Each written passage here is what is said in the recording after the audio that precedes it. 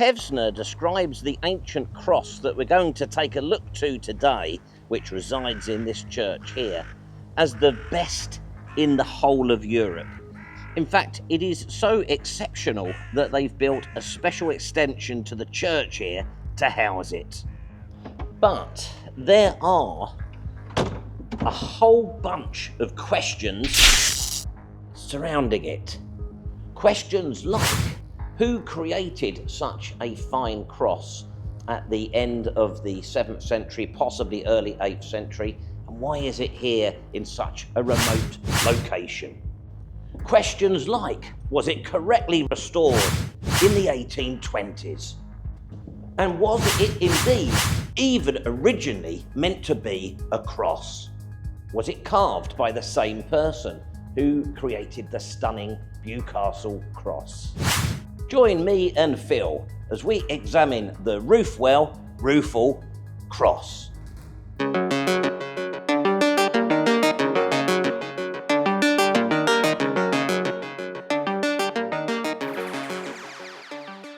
And I'm delighted to confirm that this week we're actually joined by Mr. Schofield excuse me.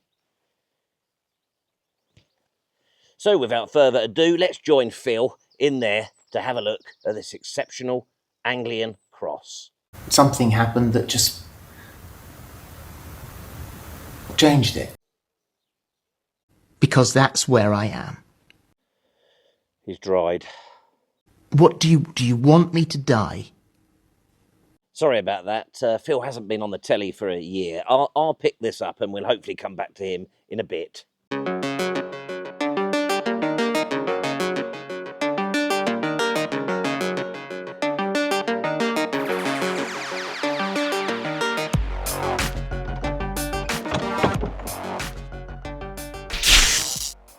And here it is, the Ruthwell Cross.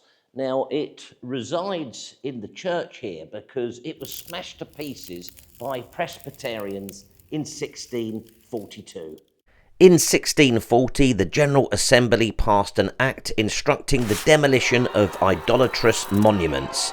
In the tiny parish of Ruthwell, I'm going to pronounce it in numerous ways on the assumption I'll get it right at least once. Let me know in the comments down below. I know you will.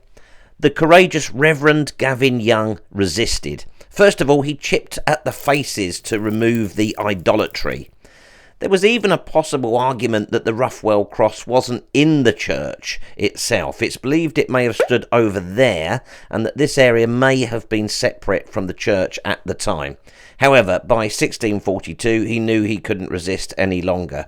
Whilst required to splinter the wicked images, he had the cross carefully taken down and buried in the then clay floor of the church, possibly creating a new pew in the process.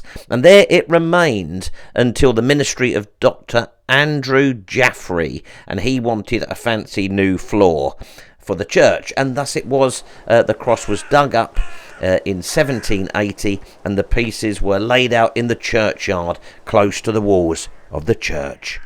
And it lay in pieces in the churchyard until 1823 when it was restored by the Reverend Henry Duncan.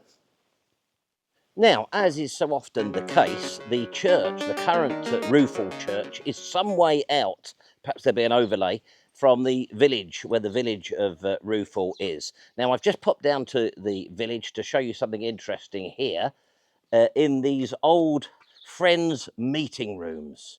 I'll show you this over here, a plaque on the side of the old Friends meeting rooms dedicated to our friend, Reverend Henry Duncan, the Reverend, but he was other things. He wasn't just a Reverend. He was also an author, a geologist, as well as an antiquarian, a Reverend, but he had an original career in banking. And when he came here to the ministry at Ruthwell, he set up in 1810 the first community cooperative bank, savings bank, the Ruthwell Bank. Now, as ever with claims of being the first of any kind, there was a war of words during the 1800s between the Ruthwell Bank and the Edinburgh Savings Bank about who was the first to create a community savings bank like this. But nonetheless, starting in 1810, this was very early. It shut in 1875. Whilst I am an antiquarian, I can't claim to have done all of the things that Henry Duncan done. What a guy. Excuse me. Hi, Phil. Mr. Schofield. No, I'm not doing Roman crap again.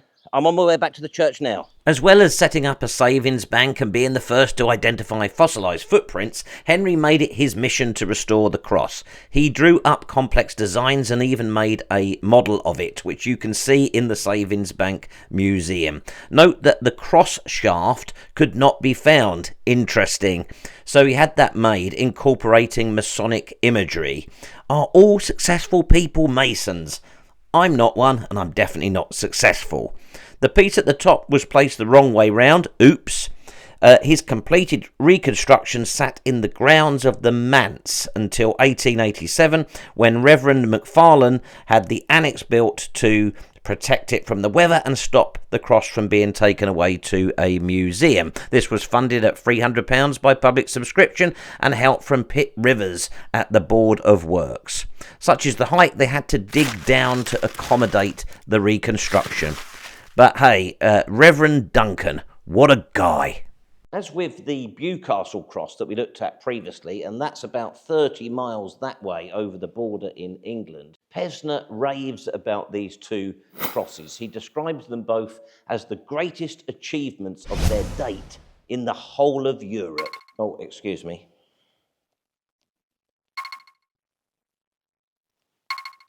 Did you just see all those texts? Yes? Oh, that's great. I won't have to say all that then. Phil. Has the Ruthwell Cross as being even finer than the one at Bewcastle. Effectively, his view was that the carvings on this were more pure, more early Mediterranean, more true to that Egyptian, Syrian influence. Excuse me.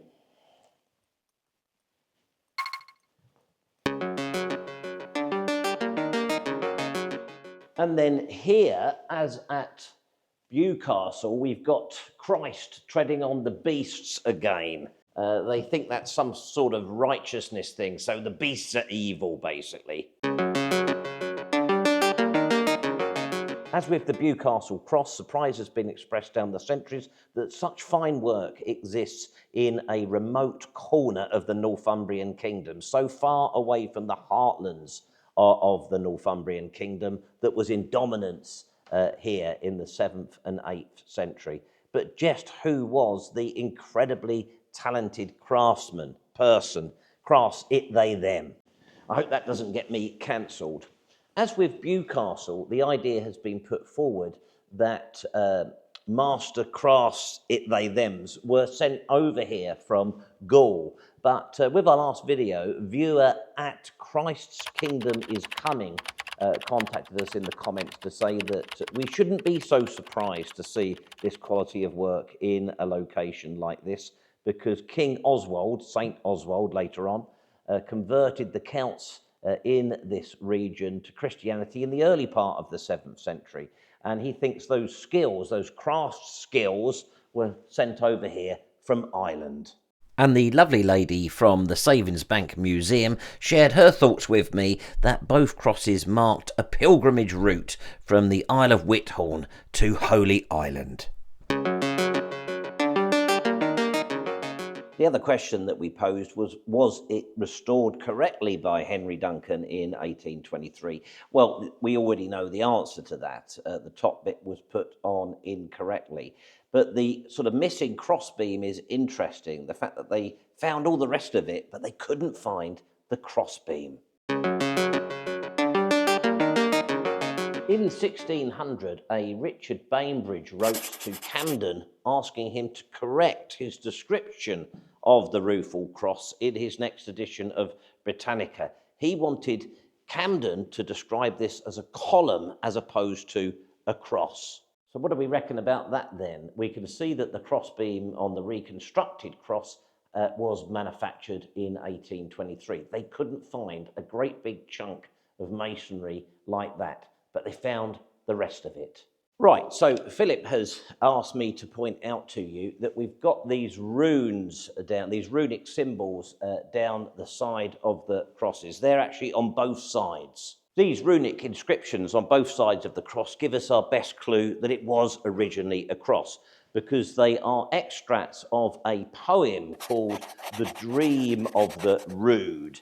And I'm sure you will know that Anglian and Viking settlers, rood was another word for cross, as in that one in Edinburgh.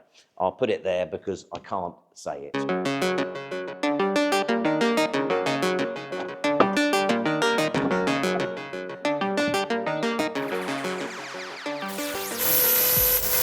Well, you've seen the cross at Bewcastle a few weeks ago, and now you've seen this one. Do you think they were by the same craftsman? Excuse me? Phil says not. I think I tend to agree with Phil on that one. Whilst Bewcastle is a fine cross, they are both fine crosses. I think stylistically this one is by a different hand, but you could let us know what you think in the comments down below, as normal.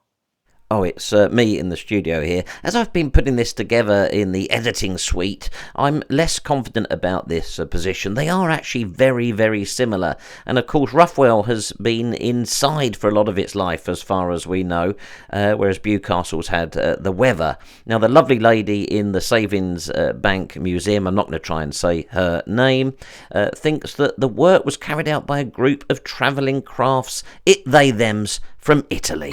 Excuse me? Now, I know from the comments last time that many of you were surprised to learn that Phillip Schofield was so into Saxon crosses, such an expert on them. But seriously, he is absolutely nuts about them. He's also nuts about getting back onto the telly. Oh, excuse me again. Hi. Hi, Phil. Sorry, Mr. Schofield. Yep. Yep, I know you haven't been on telly for a long time. Yep, I'll tell them to like and subscribe and buy you a coffee. Buy you a coffee. Yep, yep. And you'll be okay next time. You promise. Yep, no problem. Phil, now, sorry, Mr. Schofield, calm down, calm down. No, I can't do that. It's not even anatomically possible. Where have you gone, by the way? Are you waiting at the car?